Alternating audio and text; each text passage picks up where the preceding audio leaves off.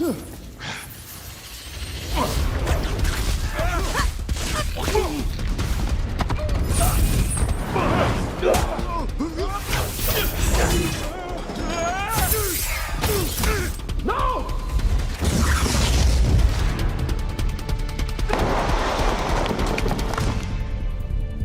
The fight directors have done an extraordinary job. Action. You want to do something that's never been done before, so you want to make it original. The preparation on this film has been immense because it's a certain fighting style they invented for the film. Put your weight on your right? And then when you do the left hand, almost lunge out a little bit. What you're seeing is kind of a blend of 3 or 4 martial arts put together. So some people might look at it and go, oh, that's Kung Fu, oh, that's Silat, oh, that's Filipino martial arts. We're trying to make it something unique to the movie. Give yourself a round of applause. I run a martial arts school, so we're all teachers, so we can break it down into small movements so they understand the beats and the timing, and then gradually we've been putting all the moves together. We know the position, we know how to turn. We're going to make sure, again, knees, bum, off the floor. We have Julian, our dance choreographer for the movie, because in the movie, it's a mystical martial arts academy. Julian's going to bring some type of hand formations that create these lines of light. I've been dancing for 10 years now and have a black belt in karate. So I think putting those two together made me uniquely qualified for making the gestures for the magic moments in the movie. I do hip hop and I do popping and tutting. And tutting is only arms and hands. And then it also breaks down even smaller to finger tutting, which you're doing boxes and shapes with just your fingers. And then it can get really funky where you're just kind of like doing alien fingers. Jojo is doing the fight scenes. I make the gestures to materialize these weapons and powers, and he gets to fit those things into the actual fight scenes. Go! Look at that. That looks like A little high on the feet. Get momentum. Just go. 3, 2, 1, action! some type of motion to get you. For that reason.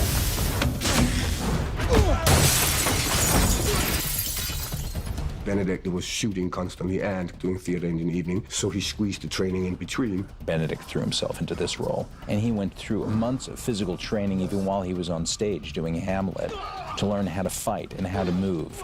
We've had to say, Benedict, maybe we should let the stunt man do that particular stunt. He has been game for everything.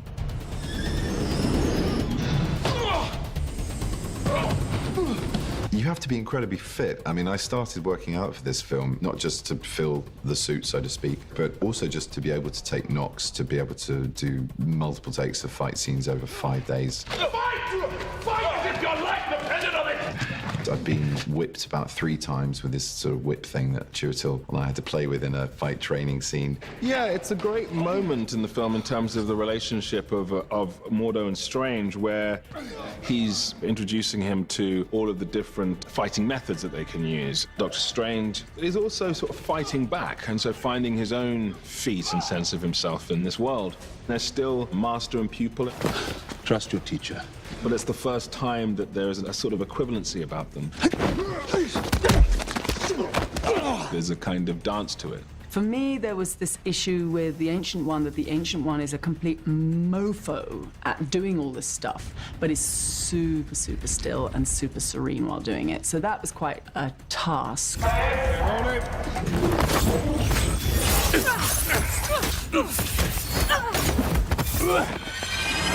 Because generally speaking, when you're slicing people to bits, you kind of want to show it in your face. The style of the martial arts is very kung fu because they're like Shaolin monks, these characters. Although my character is described as a zealot, so he's a bit more bullish in the way he fights. A bit less graceful. I've been hit in the face, I've been kicked in the stomach quite hard, I've been punched twice, I've tripped over the cape. That's not so superheroic, but very funny. 3, 2, 1, go. And then there's also a lot of wire work in the film.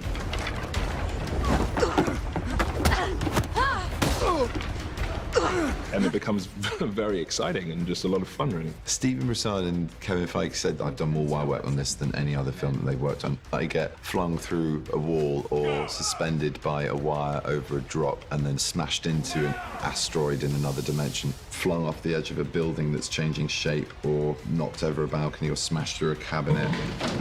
You can't really say you're a superhero unless you've actually experienced some of the physical trauma. It was really fun. It's not every day you get to smash glass and be paid for it.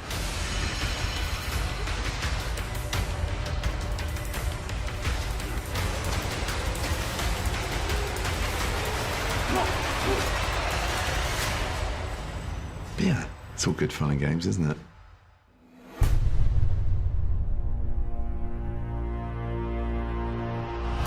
With Doctor Strange, we're crafting some really cool and unique visual ideas and really mind-trippy, out there sort of sequences that I think approach action in really cool new ways. We're dealing with other dimensions. We're dealing with other possible realities. We're dealing with magic. There's a lot of real-world live action in this film, but there's also the most extraordinary effects. And the importance of the environments and the action in those environments has never been richer. So I think it's a great cinematic ride. In terms of visual effects, there's things that haven't been seen before. The visuals are remarkable. We wanted to expand people's minds. Open your eye.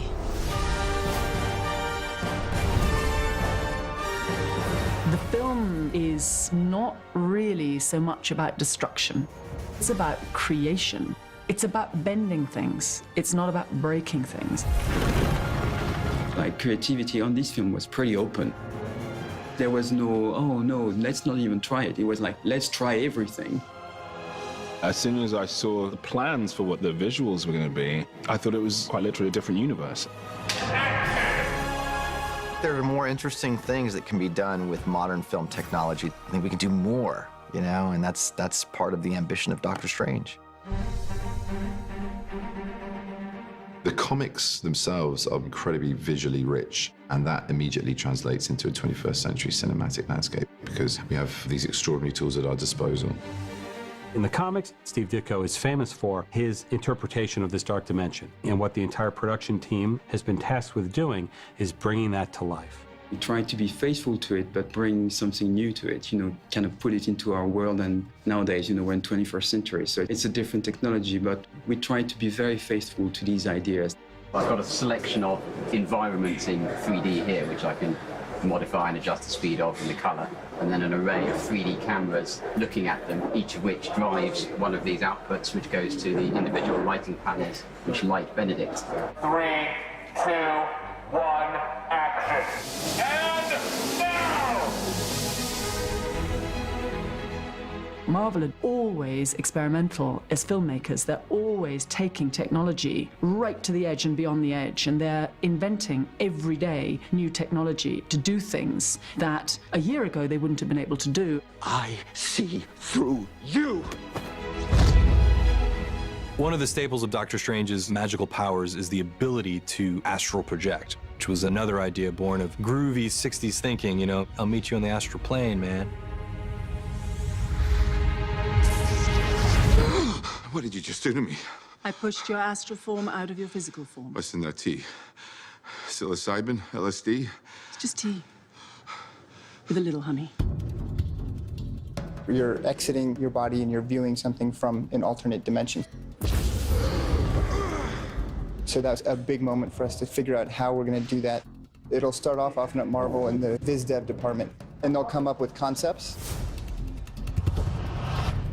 Previs is essentially moving storyboards. You actually can now get into what the shots are supposed to be like, how dynamic the moves are. That then gets handed off to a facility who will then begin testing that with moving footage.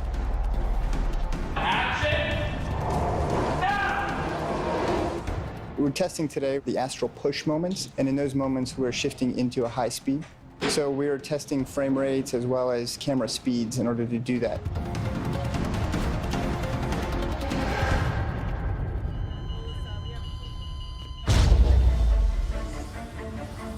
The astral form is one of the simplest effects that we've done and one of the hardest, because you need to believe that in a way is the spirit that sort of comes out of the body. We all know what the body looks like, and we also know what a ghost looks like. And the idea was that we didn't want it to look like a ghost, and yet is ghostly. The main thing was in the way they can move and interact with the environment. When they fly very fast through the room, they can go through the walls, but then cling to the walls. Things are moving when they hit them. So it's not really ghosts as we know them. By far, my favorite scene in the movie is with the Ancient One and Doctor Strange in the balcony of the hospital, where she's watching that moment of lightning. Look at me, stretching one moment out into 1,000, just so that I can watch the snow. We wanted the light to change in the room when this moment happens, so that you could feel that you're in a different dimension, but you wanted to stay connected. It's such a delicate balance. Dormammu dwells in the dark dimension, beyond time. Doctor Strange really did introduce a whole nother aspect of the Marvel comic universe, which was the aspect of other dimensions. And it's fascinating because since that time, dimensional theory has advanced so much. The notion that there are surrounding dimensions that we don't have the ability to perceive. And we all liked the idea of taking the science of that very seriously and using that as a way into the Marvel Cinematic Universe. The dark dimension. Dormammu is coming. Setting up the stakes of believability that these dimensions exist and that they're dangerous, I think requires a certain seriousness as you approach it. That doesn't mean the movie's not fun. It just means the world is real. These people are dangerous. We have a fight in the streets of Hong Kong where we have to create a feeling that time is either stopping, slicing, or reverting. There was a lot of work put into this. The way we shot the sequences was pretty complex. We have time going forward and backward and buildings coming up and down. So we have to go and look at the previous where we can actually understand exactly where we are at that moment. The two departments, visual effects and the art department, they're coming together more and more these days. Now, there's a lot of visual effects, obviously, in all of this, but you'd be surprised how much we do in camera as well. Let's roll. Rolling. It's a very collaborative process. Action!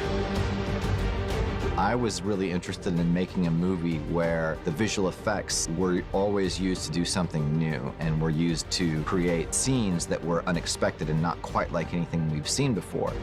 I'm such a kind of techno geek when it comes to filmmaking technology, and the visual effects team on this, out there, they're from another planet. The magic people behind the screen make this look like something we've never seen before. Dormammu, I've come to bargain. It's going to be a stunning visual effects fest.